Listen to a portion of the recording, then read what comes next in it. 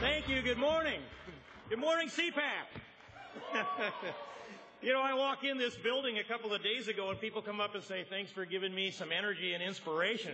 What are you talking about? I'm the one that draws the energy and the inspiration from all of you.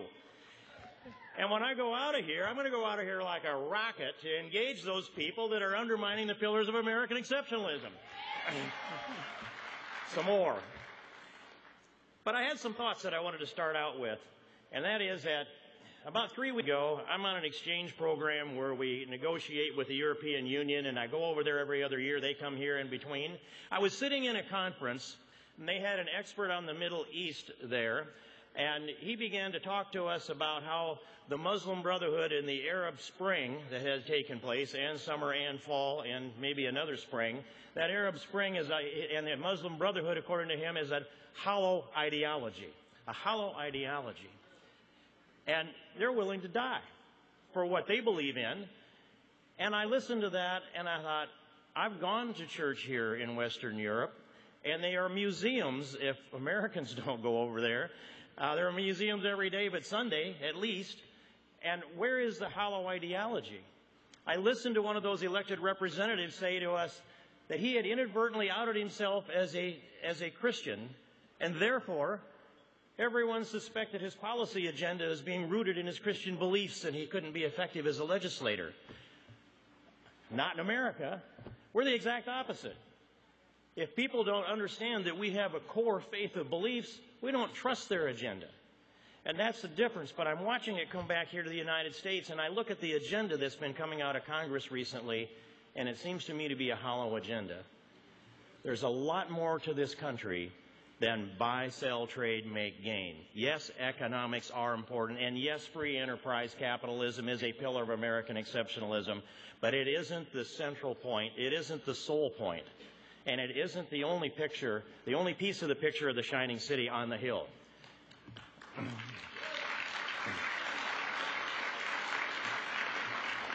There are some people within our movement that want to rebrand the Republican Party. Now, they may succeed in doing that, but they're never going to rebrand us conservatives.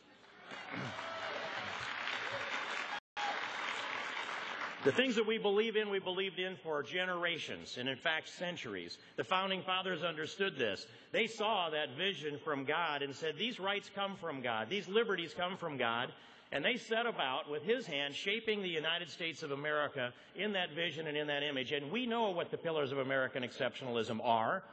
Many of them are in the Bill of Rights.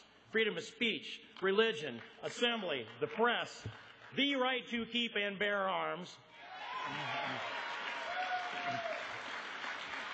I can't think of any of these at this point that aren't under assault by a bunch of leftists that want to deconstruct America. And that does offend me. And so I think it's our job to step up and defend our values and defend the full spectrum of constitutional conservatism.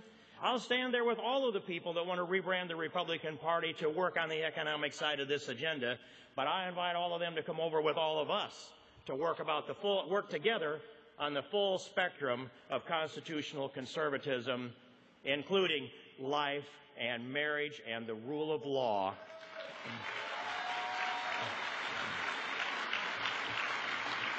And on the life question, it's really pretty simple.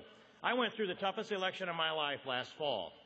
I had tracking cameras around me from St. Patrick's Day until November 6th. 1 to 3 cameras always focused on me, trying to get a second or a minute that they could run against me in an ad. They didn't get a single second that they could run against me. Not 1 second, by the way. But they're in the business of trying to undermine and weaken us, and I didn't back up on any principle. We debated the issue of life, and I said my opponent, my leftist opponent, cannot answer 2 questions on life. Is human life sacred in all of its forms? Yes, it is. And at what moment does life begin? The instant exception. And the people on the other side of this question dare not answer either one of those questions. They know they lose the debate. I stood on life and I stood on marriage.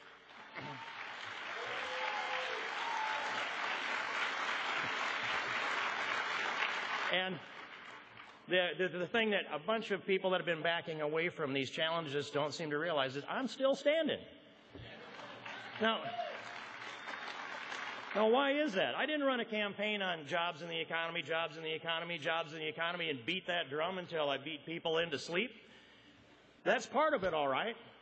But all of the rest of this has to be added together or we can never reconstruct this country. We will not get the pillars of American exceptionalism put back together unless we have the full spectrum. If we can restore our families and strengthen our faith and protect innocent unborn human life instead of assaulting it with $500 million appropriated to Planned Parenthood in a single year.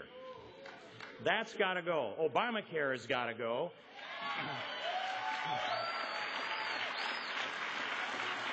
We can't let up on Obamacare and believe that somehow we're going to capitulate to that side because it erodes our vigor, it erodes our vitality, and it is an unconstitutional takings of God-given American liberty, and it's got to go.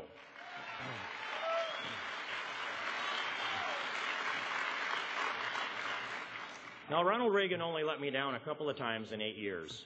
One of those was 1986. And I still have the dent in my filing cabinet that I kicked it after I heard in the news that he had signed the Amnesty Act of 1986. But it was on the promise that there would be law enforcement and we would restore the rule of law and 1 million people would be legalized, but then from there on forward the law would be enforced. Well, I made sure I kept my records right, waiting for the INS to show up at my office, but I never saw them.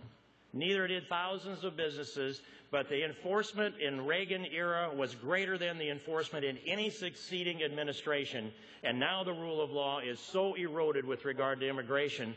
I sat in a hearing just a couple of days ago and heard La Raza say, well, we want to provide this, call it this comprehensive immigration reform, and after we restore the rule of law.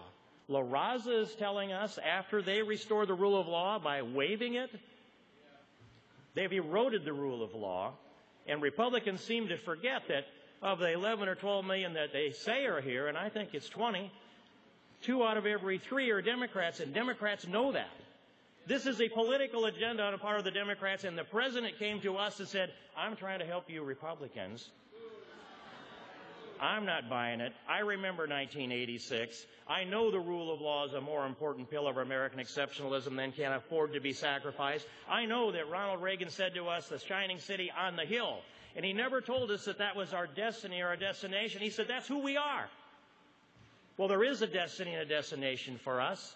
It's even greater than the shining city on the hill. If we're going to build it, it's at a higher altitude, and it's on all of the pillars of American exceptionalism, not the politically expedient ones, all of them. And that's...